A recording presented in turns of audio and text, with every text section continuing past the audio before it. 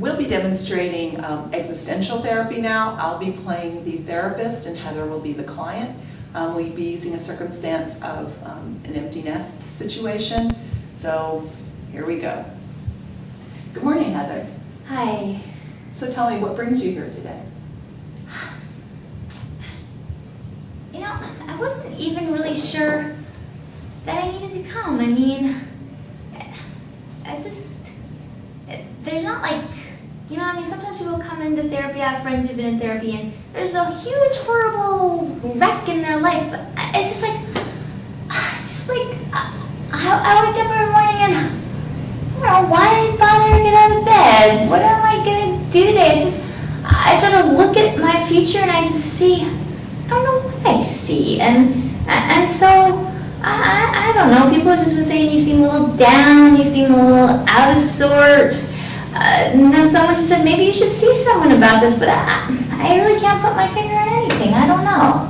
Well, Heather, was there a point that you did have a purpose, that you had some reason to get up out of bed before? Well, yeah. I mean, for most of my life, you know, when I was a kid in school, I did fine. Then I went off to college, and I got this bachelor's in psychology degree, and then when I was in college, I met this guy, and we became engaged, and we got married, and then once we got out of school, I had 4 kids, and I raised the kids, and I was really involved and invested in their lives, you know, and I did the school projects and stuff when they were little, and then when they were in high school, you know, I buzzed them around here and there and all that sorts of stuff, and my youngest one just turned 18 and went off to college, you know, this last September, and this year's just kind of been like, you know, I mean, this should be, goes like, oh, the last kid's gone, this should be great, a lot of time to yourself, but I don't know, I just don't know what to do with myself, and I just got the blahs or something, I don't know. So, for many years, this is the children are what gave meaning and purpose to your life, and now that they're gone, there's like a hole? Well, it's just like, I mean, you know, I still talk to them on the phone about, you know, once a week each, so 4 kids, 4 conversations, and my husband's still there every night, and yeah, you know, okay relationship, it's not like there's any major crises, but there's just like the drive, it's like the interest, is Like life is just pale. Yeah. Before you had children, would you have described your life this way? Oh, goodness, no. And how was it then? Oh, well, I mean, I was in high school. When I was in high school, I was in the drama club, and I was in band, and I was sort of one of those, you know, kind of fringe, artsy kids, and really like that. And then I went off to college, and I had a bunch of friends, and I did really well in college, and really worked on that psych degree, and I wasn't quite sure what I was going to do with it, but psych is pretty interesting, and, you know, then you become a waitress or something like that. Well, I decided to get married instead of become a waitress. And then we were married, and gosh, right away I became pregnant, and then I had the 4 kids like about 1.5 and 2 years apart, each of them. So I don't know if you have kids, but you got 4 kids who are 7 years from the oldest to the youngest. That keeps your life really very busy, so there wasn't really even any time. So most of your adult life motherhood and being a wife has been a primary role for you. Yeah. Most of your adult life.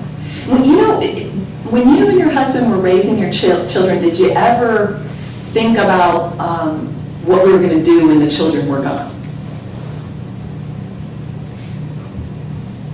I think I don't know. I think we were probably so busy focused on just going through the day, and the way my life has been, I think sort of life has just kind of happened. Yeah. It seemed to have happened pretty okay till this last year, and it just seems like every day you just wake up and what am I going to do today? And I just don't know anymore. You remember in some of the most hectic days when the children were all at home, and you wished that you had time to do some of those things that you really wanted to do? What were those things that you wanted to do? I wanted to go into the bathroom and close the door to the toilet in peace, without someone knocking and saying, "Mommy, this, mommy, that." I wanted to be able to read a chapter of a book uninterrupted. I wanted to plant a few flowers in the garden. But they're just all itty bitty space fillers I never thought about. A whole life filled with things. Yeah. But you do enjoy reading and you enjoy nature Yeah, but as a hobby, not as a life-fulfilling. yeah, you know, I mean, how many novels can you read before you say, is this all there is? You know? Do you think that your role as a parent has ended?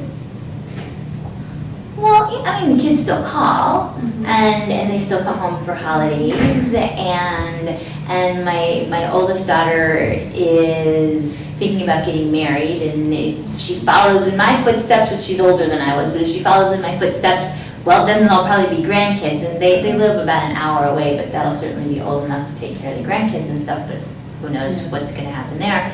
She's on a much more career-oriented path than I was. But, I mean, it's not like I'm packing the peanut butter and jelly sandwiches and sending them off to school and going to PTA meetings and driving their friends around and doing summer vacations together, you know, they're kind of. It's a different role. Yeah, and it's certainly not all engaging the way that it was for years there. If life right now, if tomorrow you were gonna wake up and everything, you know, you had, I just can't wait to get up tomorrow, what would you be doing? If your life was filled with meaning and purpose, what would be the things that you would be doing now? Do you want a short-term thing or a? Either one.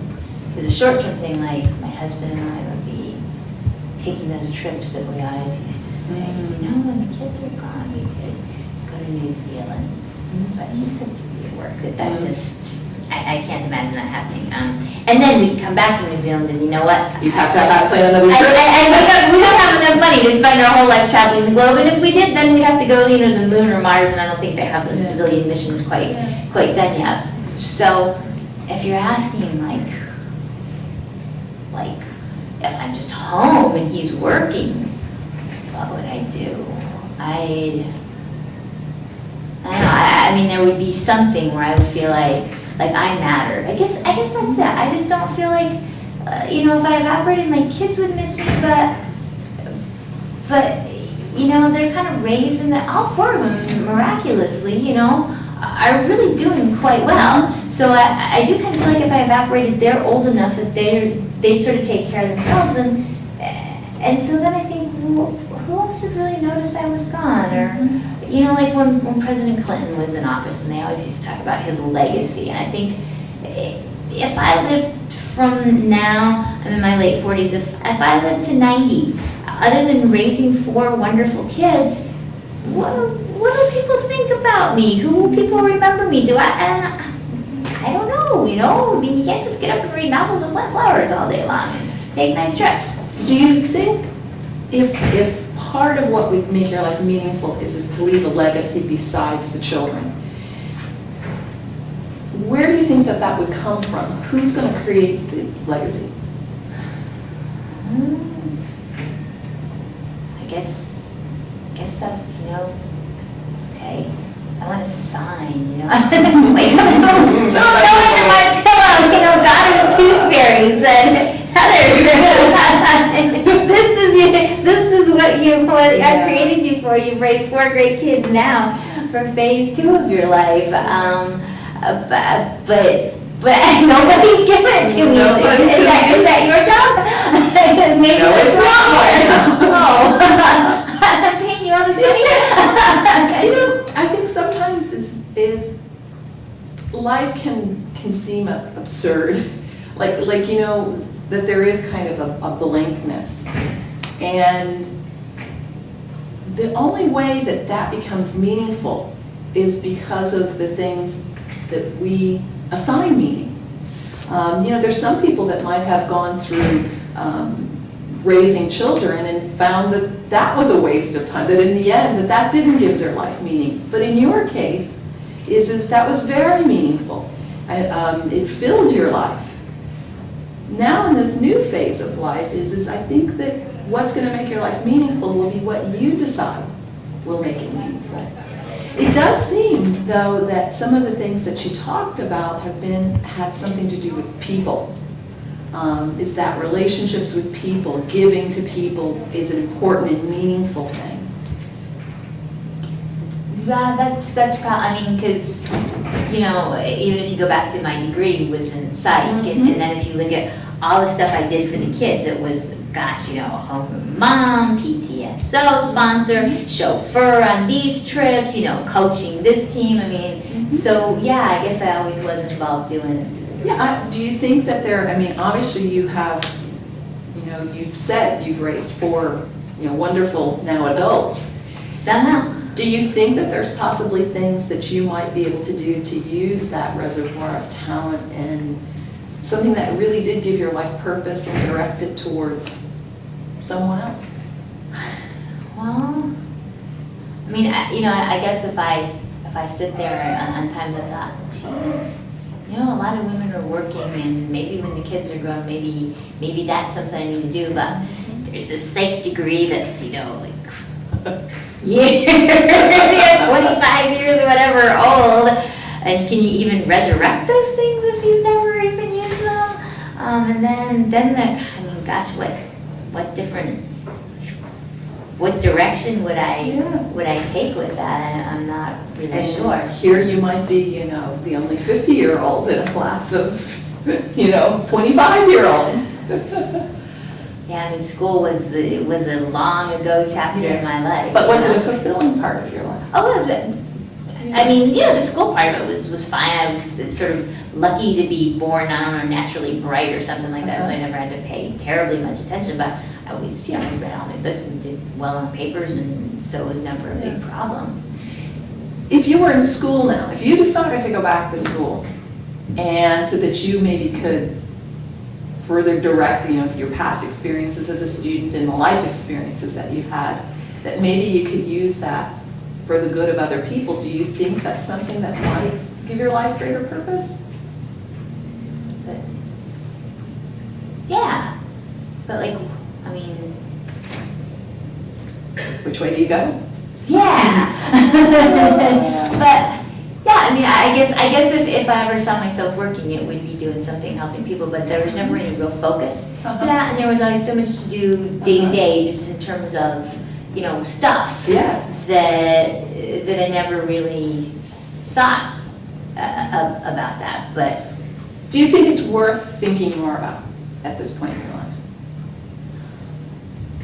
Well, certainly if I spend another year like this year, I'll probably be, you know, guzzling down Prozac 4 or 5 times a day, because if I keep going on this course, it's just not a good course, so I need to do something.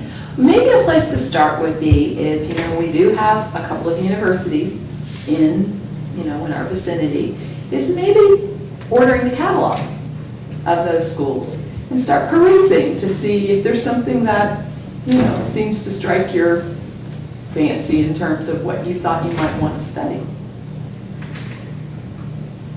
I guess I could try. Yeah, you could try. Just let's give that a try. And you know, maybe this isn't the answer, but you know, it does clearly seem, Mrs., that you're looking to fill your life again. Yeah, it's just like this vast nothingness, and that's... And it feels terrible. Yeah. Yeah, like, why am I here? But you know what? If I evaporated. And I think at the, you know, when you were talking about this whole idea of legacy, is I think in the end of all of our lives, well, whatever that might be, is we want to believe that our lives mattered, is that it's meaningful to exist, and that we live every day to its fullest. And I kind of hear you saying is that's where, you know, you want to fill this vacuum that you have.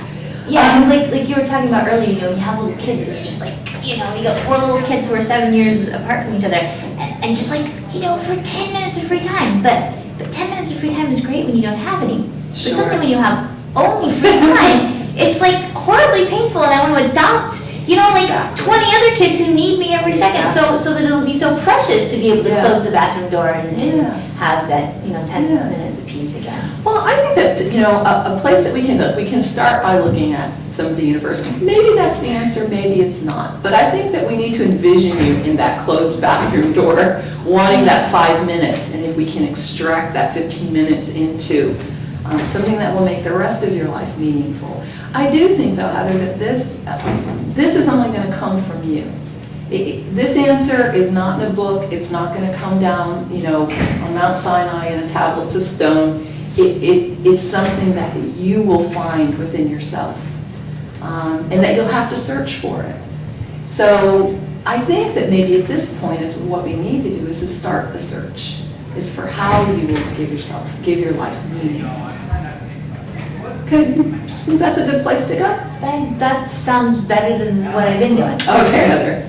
Well, we'll meet again next time. Okay, thanks. Thank you.